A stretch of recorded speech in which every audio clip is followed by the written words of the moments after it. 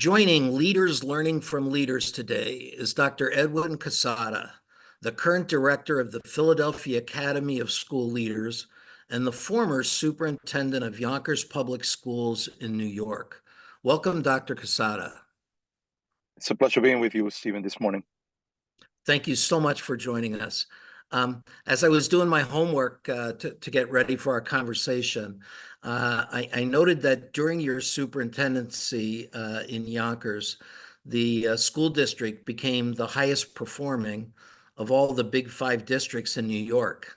They held the highest graduation rates of the big five districts, achieving a 90% graduation rate for all students and raising the on-time graduation rate for all diverse population of learners, both students with disabilities and multilingual learners.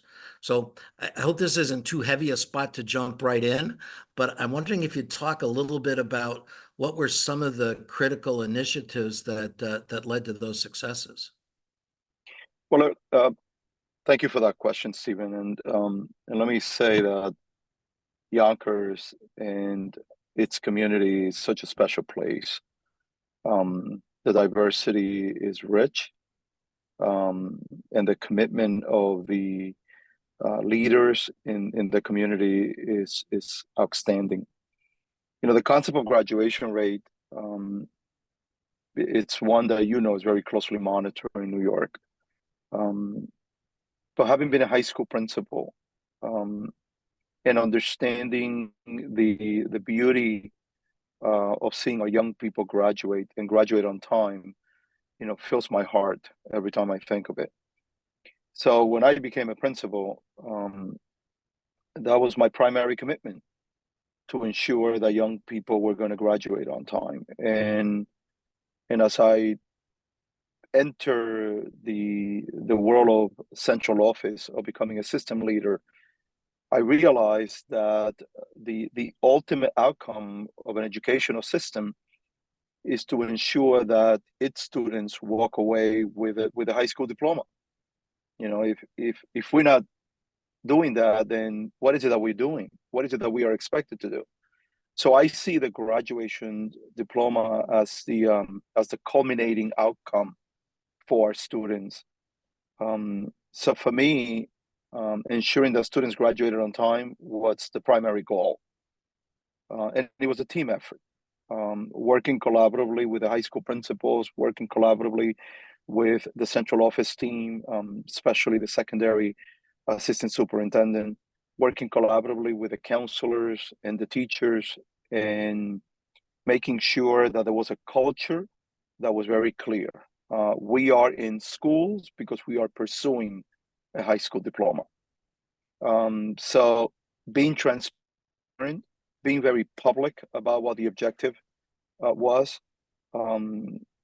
sharing the data with everyone. You know, when I remember when I first became a high school principal, the graduation rate of the school that I became principal was only 43%.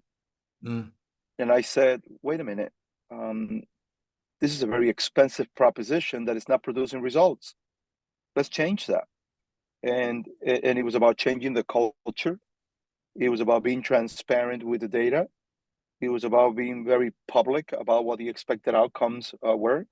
And it was about engaging all of the stakeholders, including the students. The students need to buy into this concept. The students need to be part of the solution. So there were a lot of good things that we put in place, but it was a team approach to the work that led to this outcome. I'd like to put a little bit of a twist on that as you've told your story. I'm wondering if you put yourself back in the high school principal's role, what I guess I hope demand isn't too strong of a word to use. As a high school principal, what would be the requirements, the demands that you would imagine placing back on that central office and superintendency for the kind of support that the person in the principal's role needs? Well, I would say that being a high school principal was the best job that I have ever had. I felt like I was really in charge. of moving the agenda on behalf of young people. So I think the central office team needs to be intentional working collaboratively with the school leader. The central office team needs to allow the leader to be a champion for children.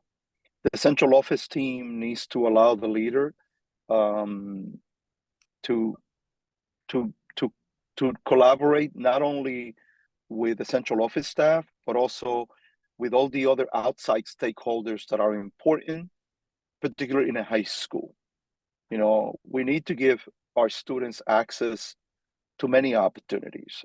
And the only way to do it is by having a central office that, number one, is investing in you as a school, that is investing in you as a leader, that is giving you the funding that are needed to extend the learning for the young people. So it's a partnership with the central office, and everyone needs to work together. So you've now got a new role at the Philadelphia Academy of School Leaders. I'm wondering if you'd talk a little bit about the academy first, and then your role there as director. Yeah, I mean, I felt very strongly that the next chapter in my professional life, you know, post being in the pre-K-12 world, was to work to develop the leaders that are responsible for educating our children. The principalship is a very difficult job. I would say it's probably the most difficult job in education. And we know the significant shortage that exists in the principalship because it's difficult. So I knew that I was going to return to that world where I was going to work together with leaders, system leaders, principals, to support their growth so that they can create, you know, the best system for children. So in Philadelphia, you know, I never thought that I was going to end up in Philadelphia, being a New Yorker. However, I work for a family foundation, and what an honor it is to be able to work with them to lift the experiences of principals.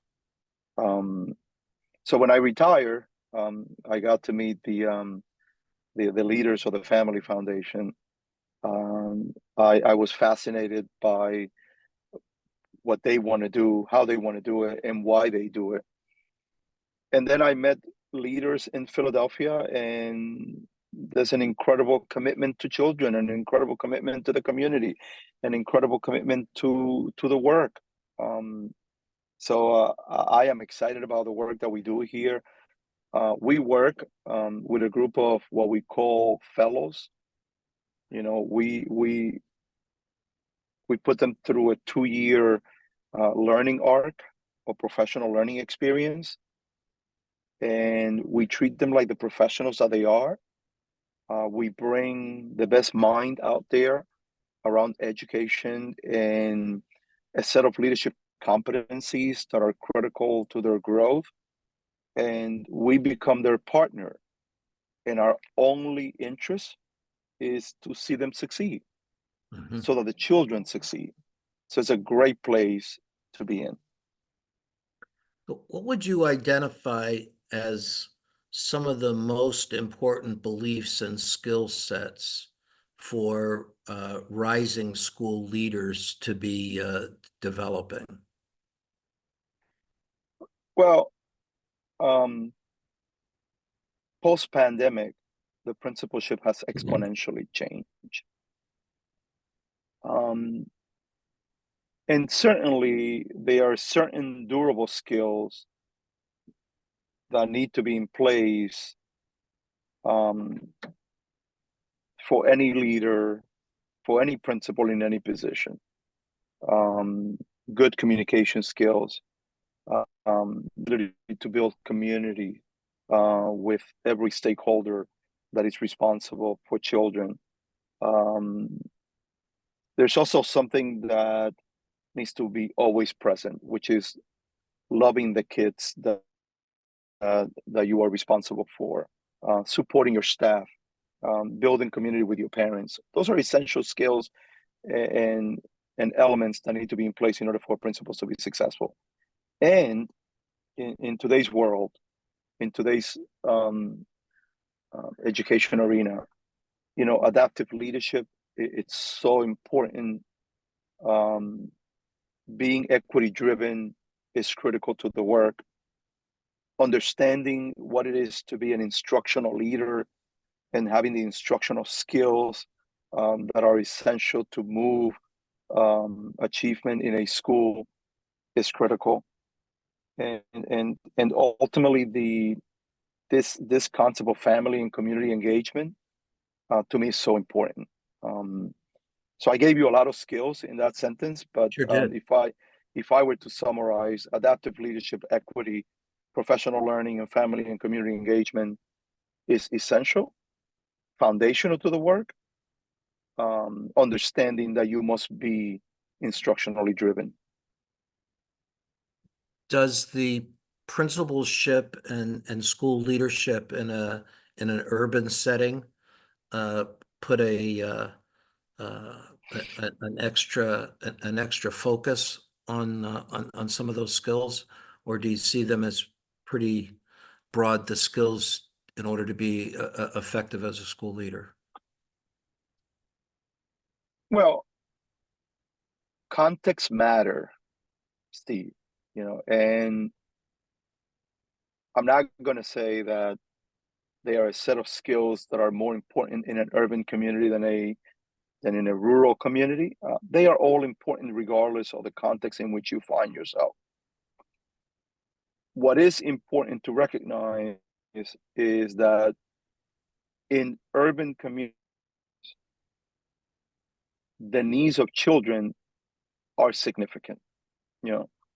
Leaders in urban communities are educating the majority of Black and brown children in America.